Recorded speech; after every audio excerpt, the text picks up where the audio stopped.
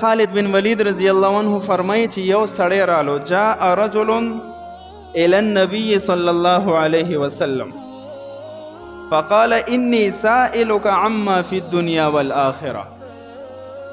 هغه سړی عرض وکړو د الله رسوله د دنیا او د آخرت د امور متعلق چند سوالات تی زما په زړه کې دي، زه دا خواهش لرم د الله محبوبه چې تا نه تپوس وکړم.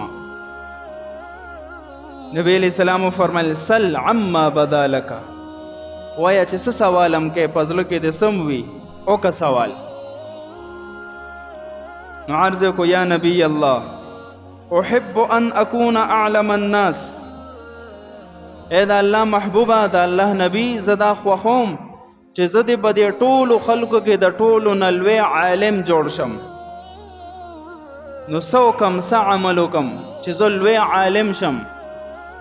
نبی علیہ السلام فرمایل اتخذ الله تکن اعلم الناس، تقوا و پرهیزګاری اختیار کا ته به په ټولو کې لوی عالم شي. کله چې په علم عمل راشي نو د دې مثال داسې دی چې یو پرنده ده او د هغه دواړه وزرې بالکل صحیح سلامتې دي، نو پرنده په خپل اختیار باندې هر طرف ته الوتی شي، هر طرف ته تلی شي. او چې علم وي او عمل نه نو د دې مثال د هغه پرندې دی چې یو وزر وي او بل وزر نه، نو د دې یو وزر په وجه باندې دا پرواز نشي کولی، الوتی نشي، خپل مقصد نشي حاصلولی. د دې وجه نه امام مالک رحمه الله به فرمایل چې دا علم دا د عمل نوم دی. کو علم باندې عمل نشي نو بیا دې ته معلومات وي، او معلومات دنیاوی خلکو سره هم د تا نه زیات وي. چې په علم عمل وي نو دا عند الله ډیر معظم مکرم دی، او که په علم عمل نه نو عند الله به اول د قیامت په ورځ هم دک سړی رانیول کېږي چې د علم په وجه باندې په دنیا کې شهرت دی. نو عمل اهم سیز دی. نبی علیہ السلام فرمایل اتق الله، پرهیزګاری اختیار کړه، د الله نه ویریږه. تکن اعلم الناس، نو ته به په ټولو خلکو کې لوی عالم شي.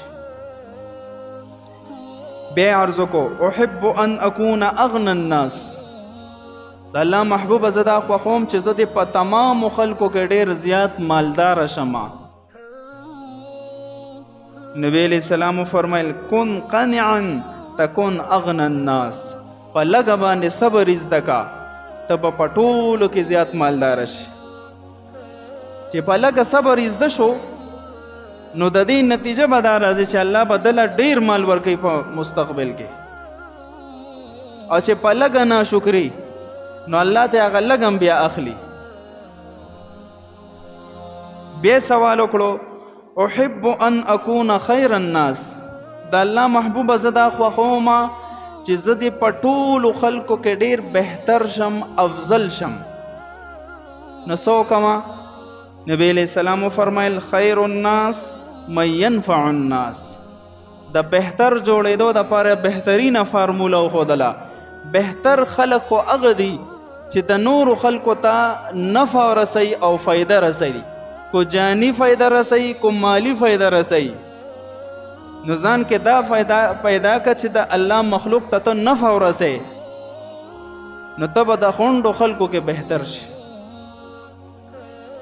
بیا سوال وکړو احب ان اکون اعدل الناس، د الله محبوبه زه دا خوښوم چې زه دې په ټولو خلکو کې زیات انصاف والا شم، منصف شم. نبی علیہ السلام فرمایل احب للناس ما تحب لنفسک تکن اعدل الناس، کم سیز چې ځان د پاره خوښې ا د خپل مسلمان رور د پاره م خوښوه، نو ته به منصف شې، انصاف کوونکی به شې. دا داسې سوالات دي که نه چې هر یو عاقل بالغ او دانا انسان دا خوښوي چې دا صفات دې ما ته هم حاصل شي. نو دا عمل په نیت یې ورو. بیا سوال وکړو احب ان اکون اخص الناس الى الله تعالی، د الله محبوبه زه دا خوښوم چې زه د الله رب العزت ته په ټولو کې زیات خاص بنده شم. د الله خاص بنده به څنګه جوړېږم؟ نبی علیہ السلام فرمایل اکثر ذکر الله تعالی تکن اخص العباد الى الله تعالی. الله ډیر یادوا، ذکر کثرت سره کوا، نو د الله په بندگانو کې پته الله ته ډیر خاص شي. بیا عرض کوي احب ان اكون من المحسنین. الله محبوب زه دا غواړم چې زه د نیک بنده جوړ شم. نبی علیہ السلام فرمایل اعبد الله کأنک تراه فإن لم تكن تراه فإنه يراك.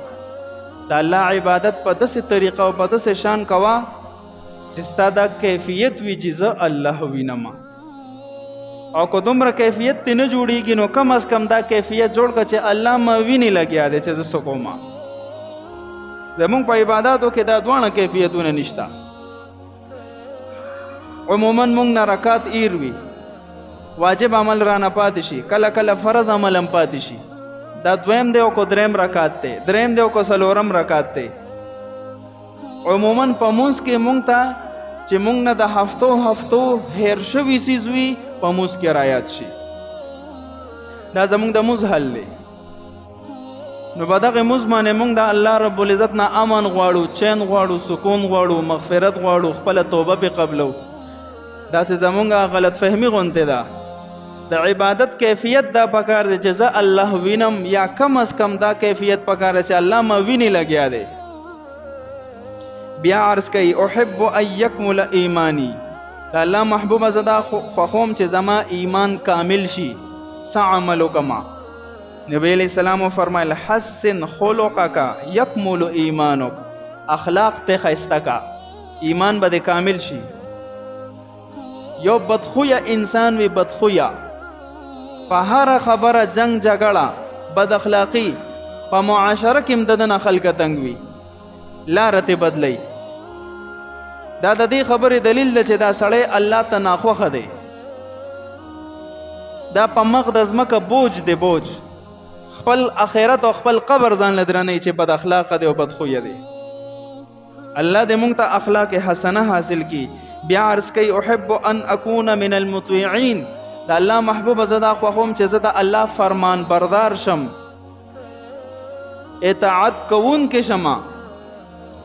نبی علیہ السلام فرمایل اد فرائض الله تکن مطیعا. تا باندې چې الله کم فرائض لازم کړي دي، کم احکامات در باندې فرض دي، دغه اهتمام وکړه پابندۍ سره، ته به د الله فرمان بردار شي. نو که ته یې تاجر د تجارت اصول ازده کو عمل کې راولا، او که ته یې مثلا امیر صاحب تبلیغی نو د تبلیغ اصول ازده که په خپل عمل کې راولا.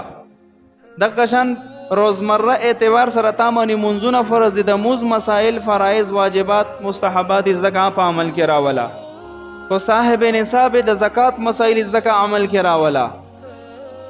کو د حج طاقت وی او فرضیت وی نو د حج فرایض ازده که عمل کې راولا. د جهاد طاقت وی، فرض عین شو در باندې نه جهاد اعمال اور فضائل احکام ازده که عمل کې راولا.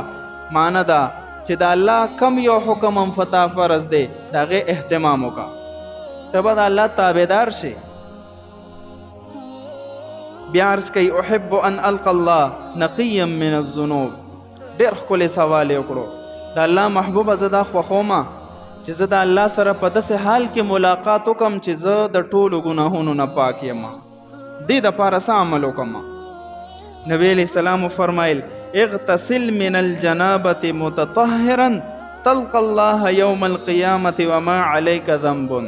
کلم چې در باندې غسل فرض شي نو فوراً چې څومره زر کیدی شي دنه ښه طریقې سره د غسل جنابت نه ځان فارغ کا، ښه طریقې سره غسل زر وکا، نو ته به د الله سره د قیامت په ورځ به داسې حال کې میلو شي چې ستا په عملنامه کې به یو ګناه هم پاتې نه.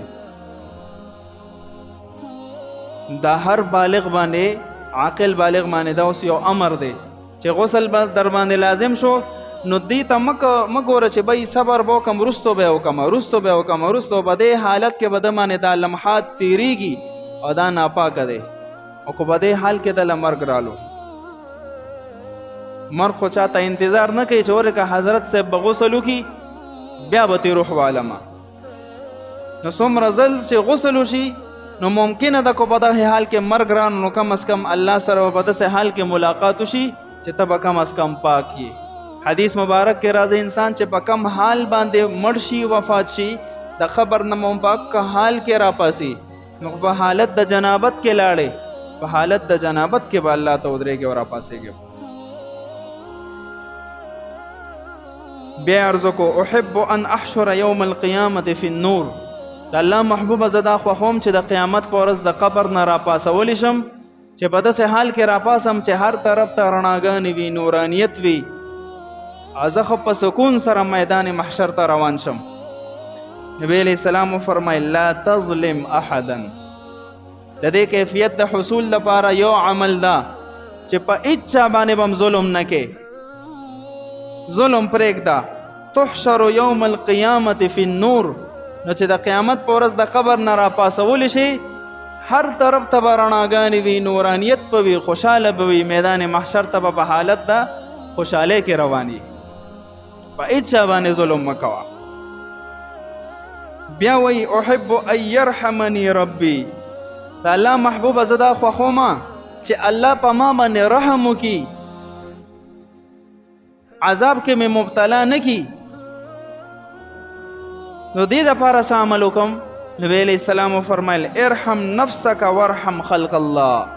په ځانم رحم وکړه ځان د ګناه نه بچ کا او د الله په مخلوق باندې هم رحم وکړه. یرحمک الله الله به په تا باندې رحم وکړي. او د الله رحم غواړې نو ته به د الله په مخلوق باندې رحم کې دا شرط دی.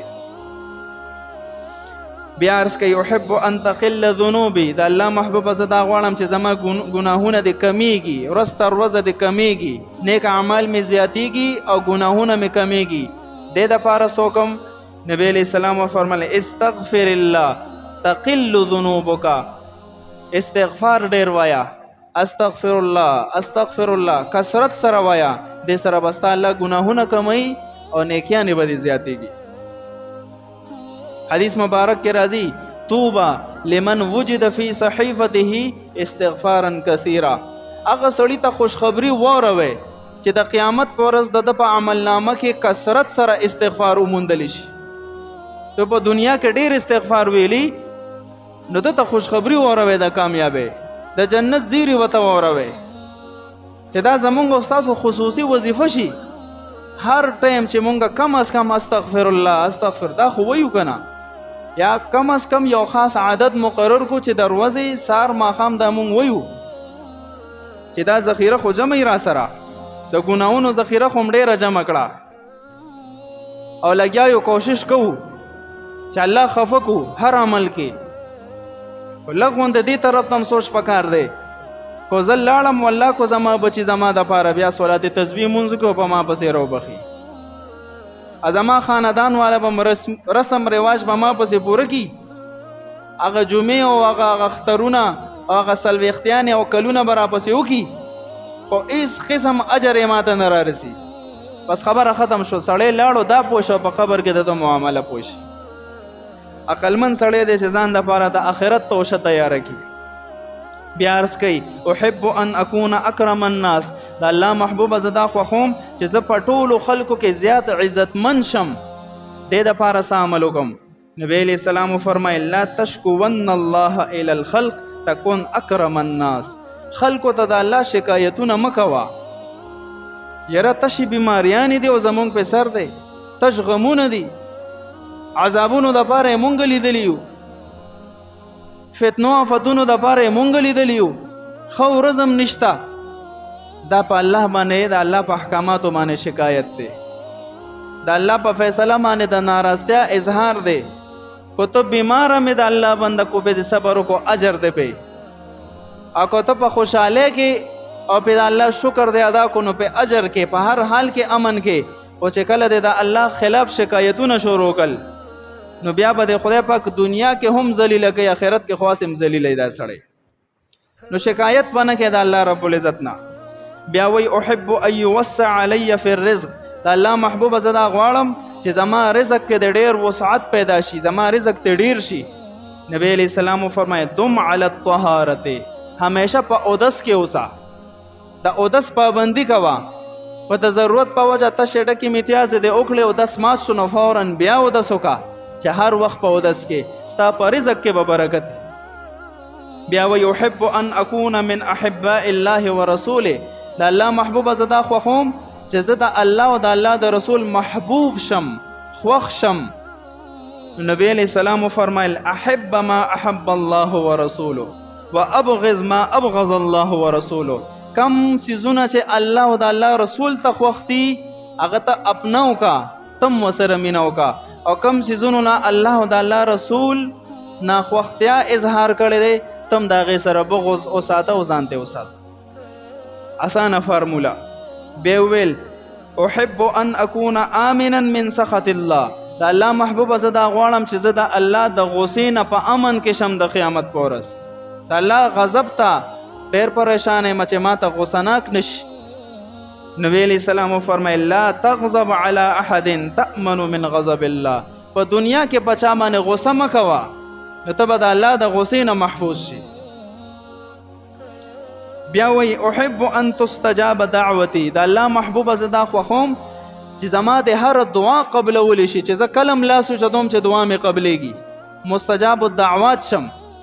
نبی علیہ السلام فرمایل اجتنب الحرام تجتنبو تستجاب دعوتک، ځان د حرامو نه وساته هر دعا به ستا قبلیږي. زموږ دعاګانې نه قبلیږي، موږ به د خپل ګریوان کې سوچ وکړو چې زما آمدني څنګه ده. بیا فرمای احب لا يفضحني الله على رؤوس الاشهاد، د الله محبوب زه دا خوښوم چې د قیامت په ورځ باندې د تمام انسانیت وړاندې الله رب العزت ما رسوا او ذلیل نه کړي. ځکه کو زما ګناهونه ټول راښکاره شو، زما ټول اهل او عیال به وویني چې دا خو ډېر بزرګ سړی و، د کارونو ته وګوره، په شرمونو به وشرمېږي انسان. الله د خلکو وړاندې مې شرمنده مه کړي. نو د دې دپاره څه عمل دی؟ نبی علیہ السلام فرمایل احفظ فرجکا، د خپل شرمګاه حفاظت وکا. د دنیا او په آخرت په دواړو کې د خلکو وړاندې د رسوایۍ نه به بچ شي، د شرمګاه حفاظت. بیا وی احب ان یستر الله علی عیوبی، د الله محبوب زه دا غواړم چې الله زما په عیبونو په ګناهونو پرده واچوي د قیامت په ورځ، چاته رسوا نشم، ذلیله نشم. نبی علیہ السلام فرمایل ته د الله د مخلوق په عیوب باندې پرده واچوه، د قیامت په ورځ به الله ستا په عیوب باندې پرده واچوي. بیا ویل ما الذي يمحو عن الخطايا، د الله محبوب هغه څه عمل دی چې ګناهونه میټاوي د عمل نامې نه. نبی علیہ السلام فرمایل الدموع والخضوع والامراض، د الله په حضور کې عاجزي کول او اوښکې تویول، دې سره الله ګناهونه معاف کوي او ختموي.